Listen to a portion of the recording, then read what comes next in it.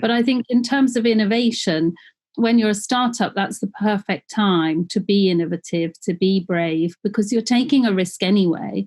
And actually, as you grow and get more established, it's harder to essentially redefine yourself, but also to take risks. Welcome to another show of Engati CX. And this time we have Thea Cole with us. Let's start with a quick introduction to Engati. We're the world's leading multilingual no-code chatbot platform, available across 14 channels with 30,000 bots created across 186 countries in every domain and use case.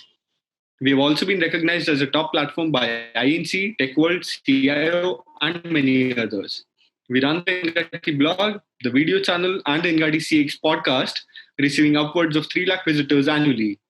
And now for our guest, Thea is the CEO of Latimer, which is an award-winning co-creation agency with social impact at its heart. Latimer makes it possible for audiences to influence and participate in the creative process, and they believe that by collaborating with them, they drive sustainable innovation, engagement, and growth. Latimer is listed in the top 50 most disruptive businesses in the UK by Real Business and described as the future of advertising. We are excited to have you on board, Thea. Thank you. Very nice to be here. Thank you. Let's start with the first question. How do we drive innovation in a startup versus in a big organization?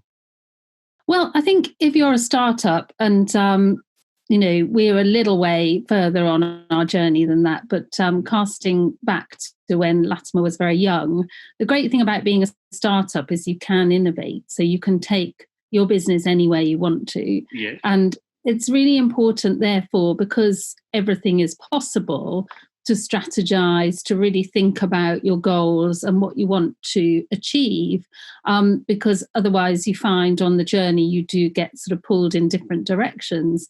But I think in terms of innovation, when you're a startup, that's the perfect time to be innovative, to be brave, because you're taking a risk anyway. And actually, as you grow and get more established, it's harder to essentially redefine yourself, but also to take risks. In bigger businesses, I think it is much harder to innovate, actually.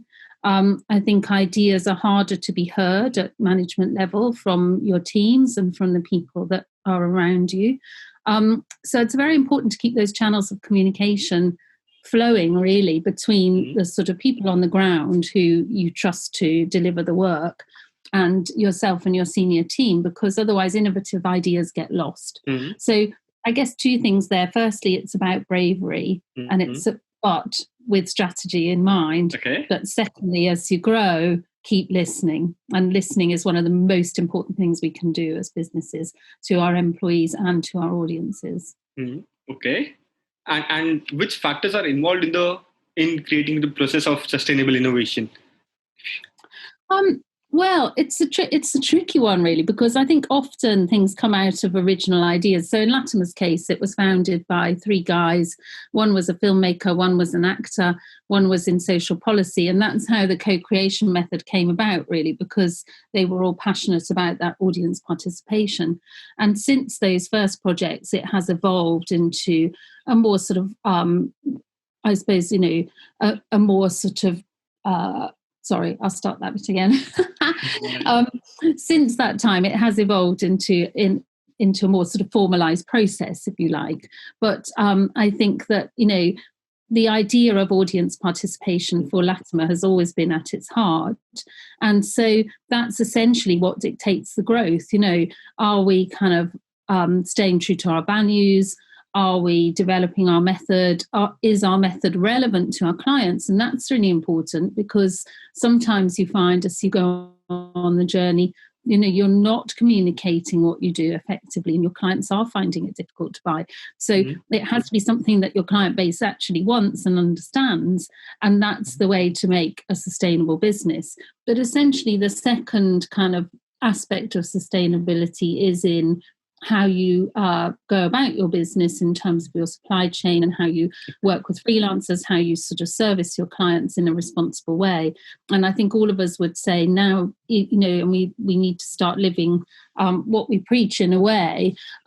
With the climate change issues that we're all facing at the moment, there's never been a better time to build a business sustainably and look at everything from your electricity supplier to the partner agencies you work with to the clients you work with, and really think about values and what you want to portray as a business.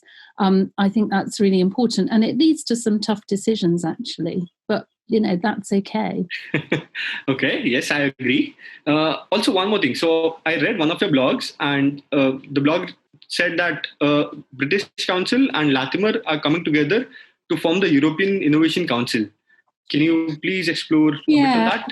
I think, in all honesty, that's probably something for this interview I wouldn't include, just because that's a very old blog. So we do work with the British Council a lot, actually, and we're big fans of theirs because they are doing some amazing work across the world in terms of promoting Britain, but also in terms of English language skills and just promoting the arts and the creative industries more generally. We have just finished a big project with them that worked with people taking exams, English language exams, and looking at their needs. And a few years ago, we worked with them across Europe and into Asia on innovation labs, and that led to the English Channel, which is their flagship language learning website that's still going. So it was a really nice project. Okay. Let's move on to the next question. What is the process of finding the most relevant set of people from a generic audience? How do you categorize them? Well, I think every project is different, and that's one of the things that makes Latimer sort of unique. I think we treat every project as bespoke. We don't just use the same group of people that we've got on our databases. And the reason for that is that we want to be sort of audience agnostic, as I'd like to put it. So that means that traditionally we've worked with youth audiences, and that's generally because youth brands tend to want to be more innovative because they have to be. But the method applies across the piece. So we've done projects with mental health charities, working with adults who've experienced mental health problems and using their testimony as the core of our creative. We've also worked with young people across the world, actually, but most recently with Voxy for the Vodafone Voxy launch. We worked with people from around the UK to launch that project.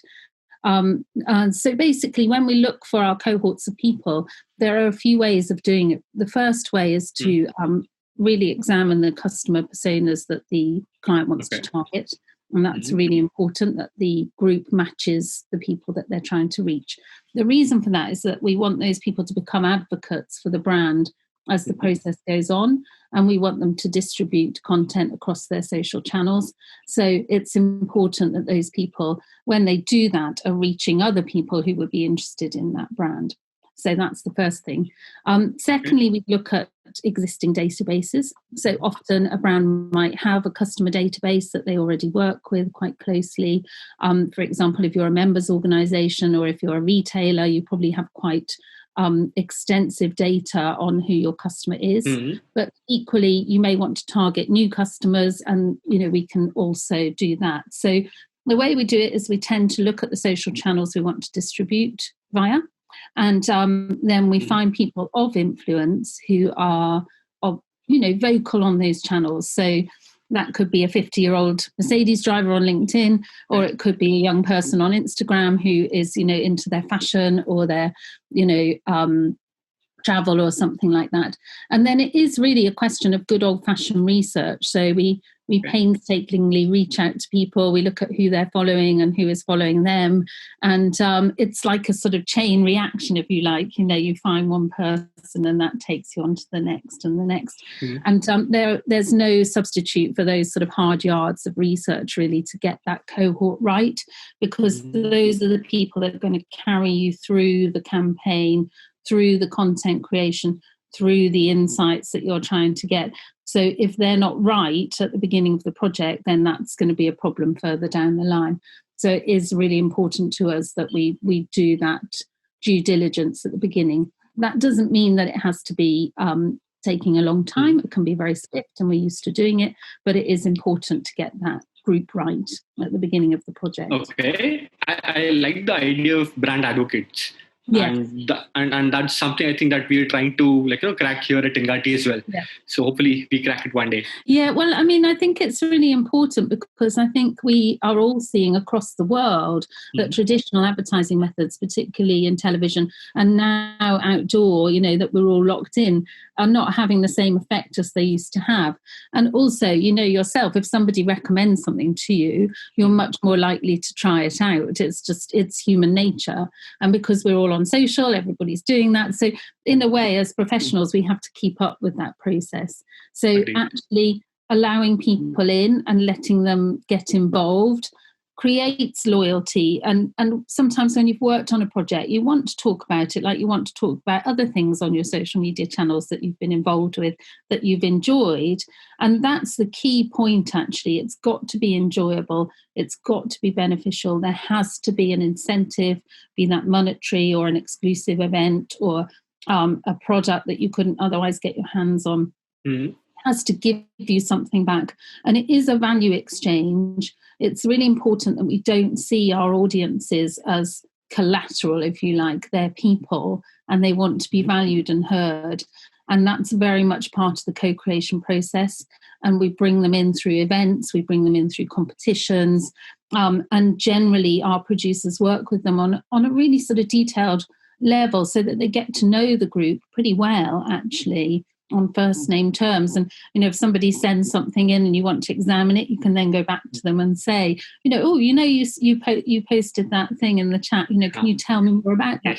It's really important. But if you do that, then at the point you want to distribute that content or you want to action that insight, they'll come with you on that journey because they're bought into it and they don't feel like you're exploiting them as just a sort of data set, I suppose.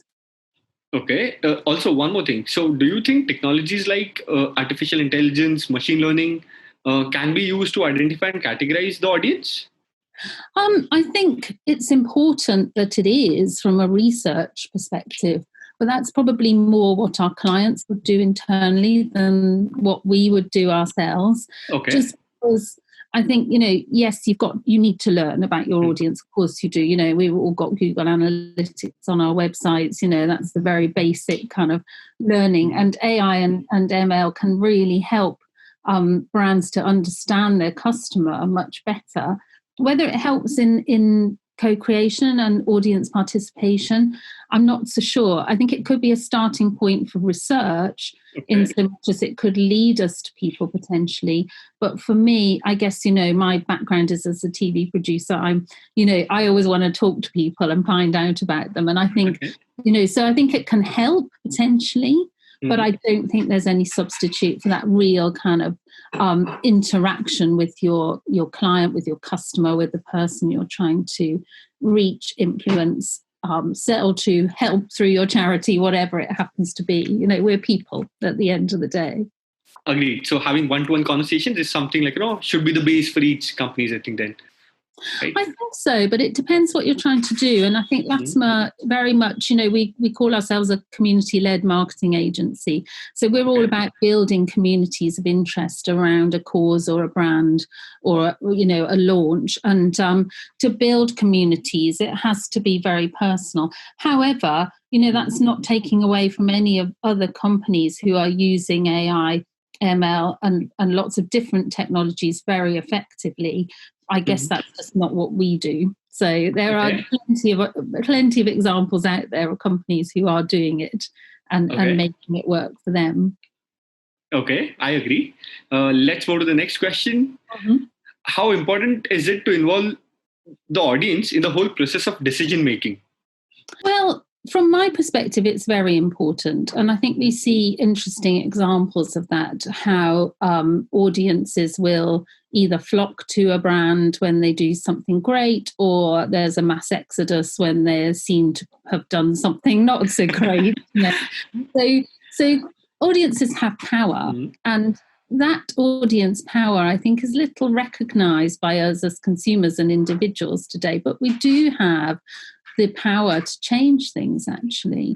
We do have the power to make or break a brand if enough people get behind something, and through social and through the sort of globalization of communication as well. We see that time and again across recent history, how social media and social movements, I mean, we're living through one now with Black Lives Matter, actually sort of seek to change things, and that is how change happens.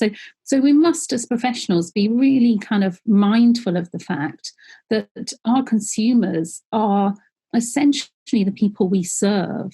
You know, we need to look at our work as marketers, as service, and it's really important to me that we do that, because we're not here to tell people. We're here to enrich people's lives.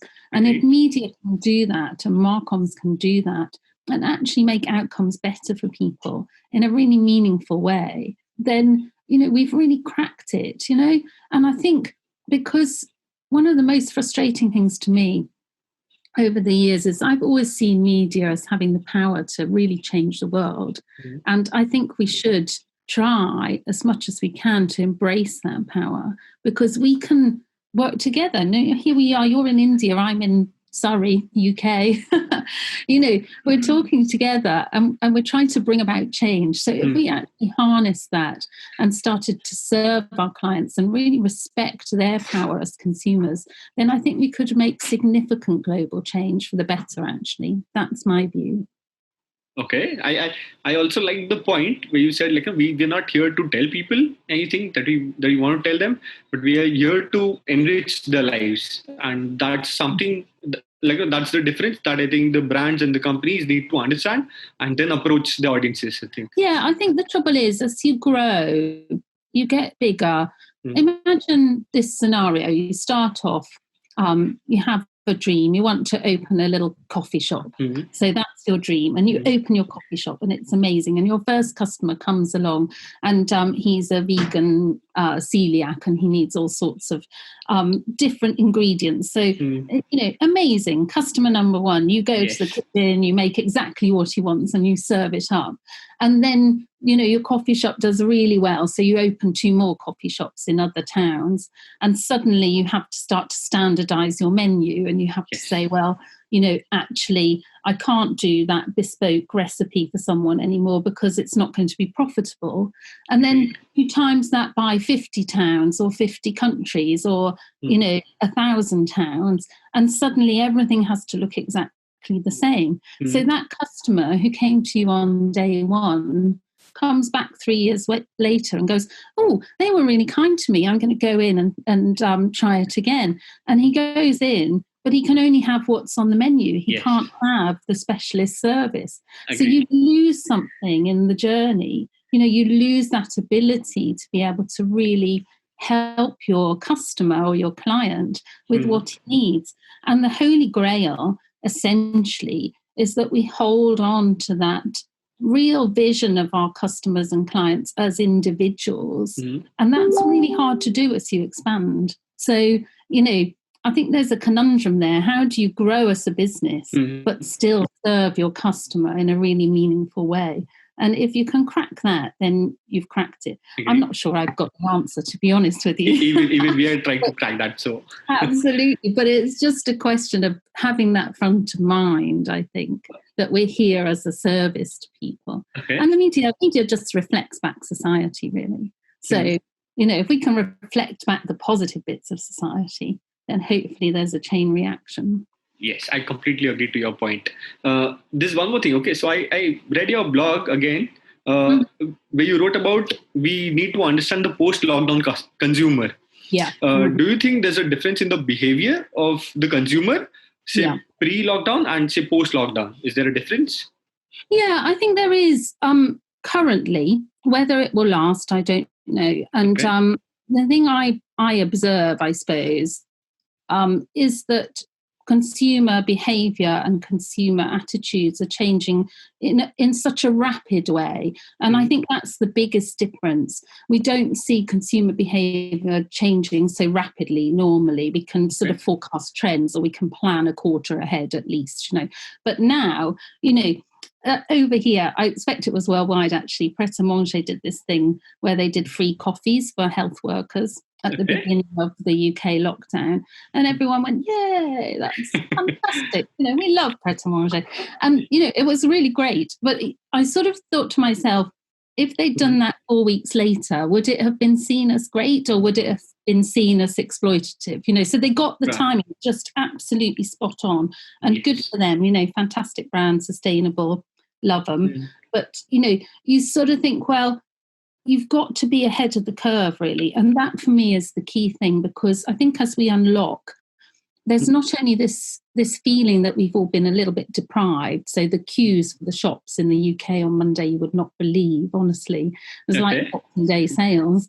So everybody wants to get back out there, but there is this culture of fear of a second wave.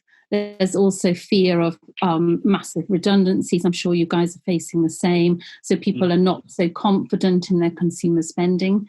So for me, I think it's really important to keep that feedback loop going so that you can make decisions, because the result of not being able to do that is that you don't make any decisions and you're just paralyzed, waiting for things to go back to normal, which of course they probably won't do because it won't be the same as it was before.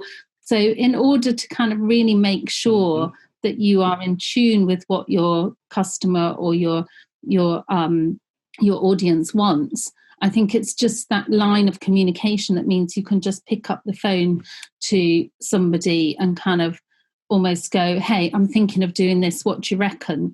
To actually give you a sort of bench check, a check back all the time, then I think that would be really useful personally.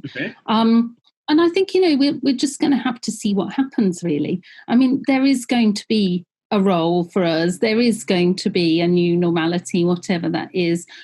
I'm sure the world will carry on, but whether it will carry on with the same priorities is the question. Will we be more aware of climate? Will we be more aware of each other? Will we take better care of our health? These are all big questions. And I think, I really hope actually that this pandemic does result in significant change for the better, just in the way we look after ourselves, the people around us and our environment. We have to sort of hold on to that, I think. Even we hope for that. Absolutely. It would be good, wouldn't it? Yes. Okay, moving on to the next question. I read about a concept called community-led marketing. What kind of plans or strategies would probably fall into that particular category? How do we categorize them? Well, yeah, that's an interesting question, actually. I mean, it's a little bit of a funny story, if I'm honest, because we've always traditionally called ourselves a co-creation agency. And then I was approached by a very lovely lady from Bournemouth University who was doing a PhD on co-creation and came to see me to talk about that. And I thought to myself, if it's in academia, then it's probably time to change the way we talk about what we do. So I sort of coined the phrase community-led marketing just on a whim, 2 or 3 months ago. And I think it probably says better what we do, really, because I think clients are quite scared of co-creation. They think it's going to be quite a complicated process. So community-led marketing essentially is marketing, but just talking to your community as you go. I mean, that's what it is, really. So does it have a category? I don't know. I mean, I hope it will have. That would be nice. But I think at the moment it's just the way we talk about things. So in terms of community-led, I suppose for me it is about that keeping close to your customer, but also distributing through your customer as well. So you become very much a kind of, as one, if you like, as a business and as an audience base. And hopefully, my hope is that the values that your customers want you to have then drive your decision making, actually. That would be the best thing for me. And one day I might have enough money to do some behavioural analysis and see if it's actually true. But imagine, if you were a CEO of a big business and you did everything from a community-led perspective, would that change the decisions you make? That's, that's if anyone from your audience would like to let me know. I'm pretty sure yes. I think it would. Don't know about the CEOs though. So yeah, let's hear from them, because I think it is about, does it make you feel more responsible for that person as an individual? So it comes back to that idea of sort of getting to know people on a quite sort of micro level, actually. Okay. Mm-hmm. One last question for you, Thea. Do you have any other thoughts that you would like to leave our audience with? Heavens. I should have thought about that actually before I came on this call. I think I probably said most of them, but I think my key thought is, how can we as professionals really take responsibility for this power that we have in the technology that we use on a daily basis? And we actually take it for granted because we most of us have kind of been in this industry for a long time.